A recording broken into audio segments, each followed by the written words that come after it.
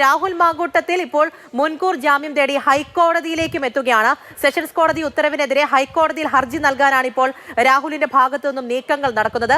Sessions കോടതി ഉത്തരവിന്റെ പകർപ്പ് കിട്ടിയാൽ ഉടൻ തന്നെ ഈ ഹർജി നൽകുന്നതായിരിക്കും. പരാതി മുഖ്യമന്ത്രിയുടെ മുന്നിൽ എത്തിയപ്പോൾ തന്നെ തുടർ നിയമ നടപടികൾ എങ്ങനെ വേണമെന്നത് രാഹുൽ മാങ്കൂട്ടത്തിൽ ഹൈക്കോടതിയിലെ മുതിർന്ന അഭിഭാഷകരുമായി കൂടിയാലോചന നടത്തിയിരുന്നു.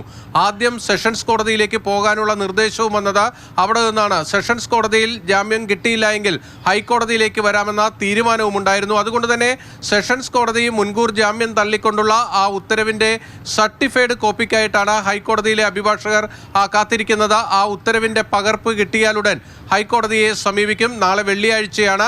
നാളെ തന്നെ ഹൈക്കോടതിയിലേക്ക് എത്താനുള്ള നീക്കങ്ങളാണ് നടത്തുന്നത്. കാരണം ശനിയും ഞായറും ഹൈക്കോടതി അവധിയാണ്. പിന്നീട് തിങ്കളാഴ്ചയാണ് അടുത്ത ദിവസം പ്രവൃത്തി ദിവസമുള്ളത്.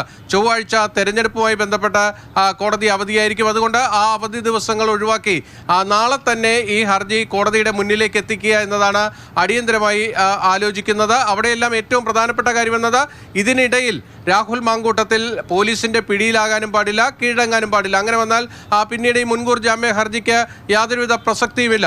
എല്ലാം സെഷൻസ് കോടതിയിലെ ഉത്തരവിന്റെ ലഭ്യതയ്ക്കനുസരിച്ച് തന്നെയായിരിക്കും മുന്നോട്ട് പോവുക. ആ ഉത്തരവിൽ എന്തൊക്കെ കാര്യങ്ങളായിരിക്കും പറഞ്ഞിരിക്കുന്നത് എന്നതും വളരെ പ്രധാനപ്പെട്ടതാണ്. സ്വാഭാവികമായും പ്രഥമദൃഷ്ട്യാ തന്നെ രാഹുലിനെതിരെ ഈ കുറ്റം നിലനിൽക്കുമെന്ന് കണ്ടെത്തി തന്നെയായിരിക്കണം സെഷൻസ് കോടതി മുൻകൂർ ജാമ്യം നിഷേധിച്ചിരിക്കുന്നത്. പ്രത്യേകിച്ച് ഈ കേസിന്റെ ഗൗരവ സ്വഭാവവും കോടതി കണക്കിലെടുത്തിട്ടുണ്ടാകാം.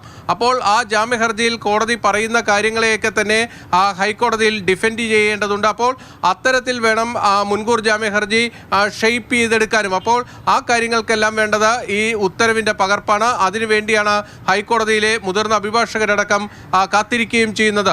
ഇതിൽ ഏറ്റവും പ്രധാനപ്പെട്ടത് ബലാത്സംഗ കുറ്റം നിലനിൽക്കില്ല എന്ന വാദം തന്നെയാണ് രാഹുലിന്റെ അഭിഭാഷകർ ഉന്നയിച്ചുകൊണ്ടിരിക്കുന്നത്. അത് ഹൈക്കോടതിയെ ബോധ്യപ്പെടുത്താൻ കഴിഞ്ഞാൽ മുൻകൂർ ജാമ്യത്തിനുള്ള സാധ്യതയുമുണ്ട്.